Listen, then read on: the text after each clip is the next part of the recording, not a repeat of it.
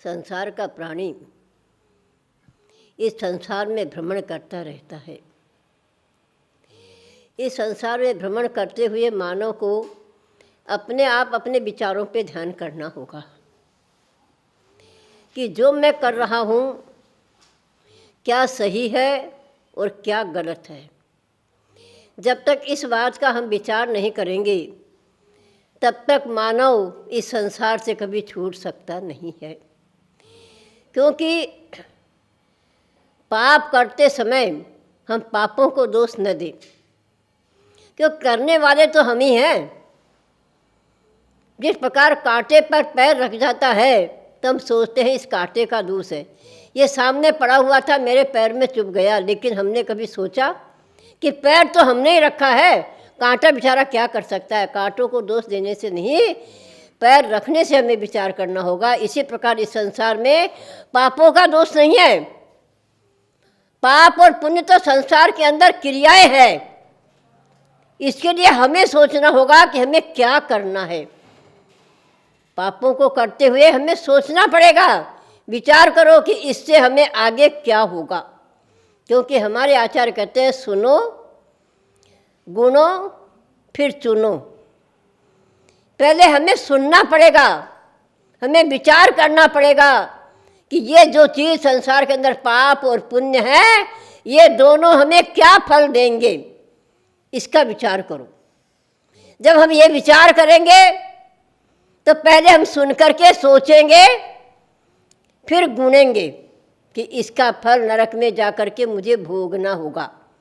आज मानो कहता है नरक सरक सब यही है, परंतु आप सोचिए अगर नरक और स्वर्ग यही होते तो नरक को बनाने की क्या आवश्यकता थी, नरकों में जाने की क्या आवश्यकता थी। कितना दुख है वहाँ पर।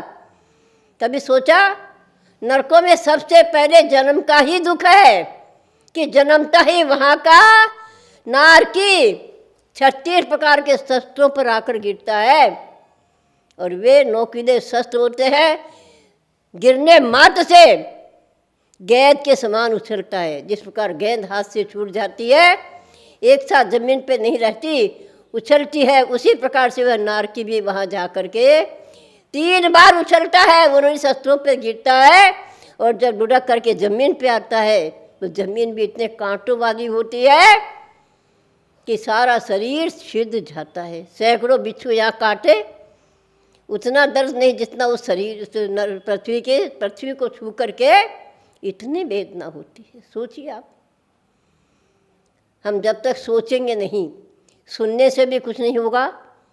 हलवा मीठा होता है ये हमने सुना, मिश्री मीठी होती है ये हमने सुना, कि लड्डू मीठा होता है हमने सुना, लेकिन उसका स्वाद कब आएगा, जब उसको चखोगे। और चखने के बाद भी हमें क्या करना पड़ेगा, चुनना पड़ेगा कि इन सारी चीज़ों में से मेरे शरीर को क्या फ़ायदा करेगी, मेरे शरीर को क्या नुकसान करेगी, और कितना मुझे खाना है। ये सारी चीज़ें हमें गुनना पड़ेगा। गुनने के बाद उनमें से एक चीज़ खाओ, एक चीज़ का पसंद करो, ऐसे हमें उसको भी छांटना पड़ेगा। इसी प्रकार प्रत्येक मानव को अपने जीवन में इन 3 बातों का ध्यान रखें, सुने गुने फिर चुने। इससे क्या होगा, हमारा शरीर भी सही रहेगा, हमारा संसार भी कटता चला जाएगा। नहीं तो संसार अनादिकाल से चला आ रहा है, अनादिकाल से चलता रहेगा, क्योंकि हमारे आचार्य कहते हैं रंग उतरने वाले कपड़े, जिनका रंग उतर जाता है उन कपड़ों को पुनः नहीं पहनते हैं, और मन से उतर गया जो मानव, उसे हम पुनः नहीं मिलते हैं।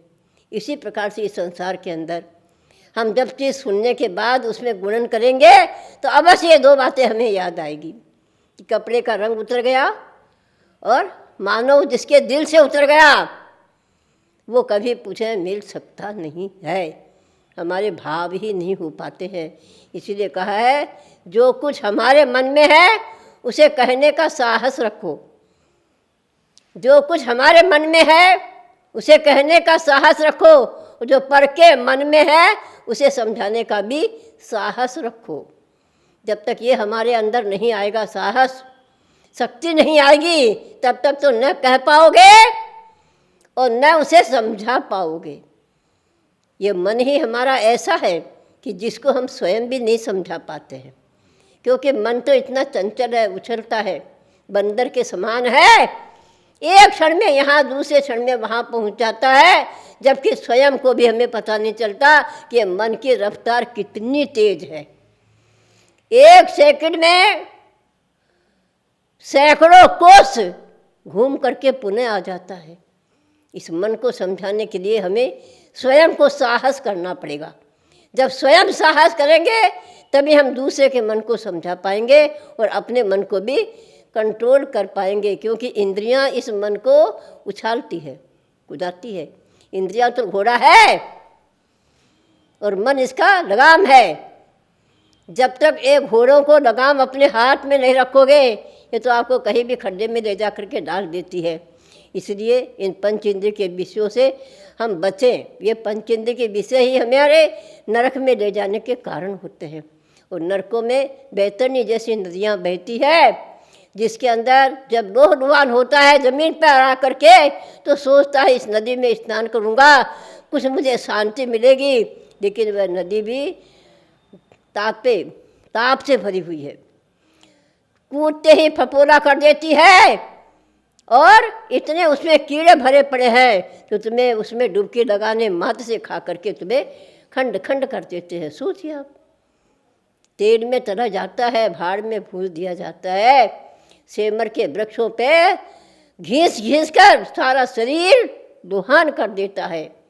और गुफाओं में जाने से अंदर शेर जैसे नारकी बैठे रहते हैं, दोनों पैर पकड़ करके चीर डालते हैं। सोचिए आप, इन इंद्रियों के विषयों से हमें कहाँ जाना होगा। इसलिए इंद्रिय विषयों से हम दूर रहें। जितना हम अपना कंट्रोल मन को कर सकते हैं उतना करते हुए अपने जीवन को हम सार्थ बनाएं।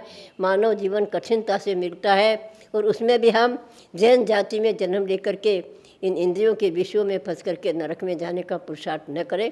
अपने आप के मन को समझाकर हम उसे दूर करने का प्रयास करें। बोले चंदा प्रभु भगवान की।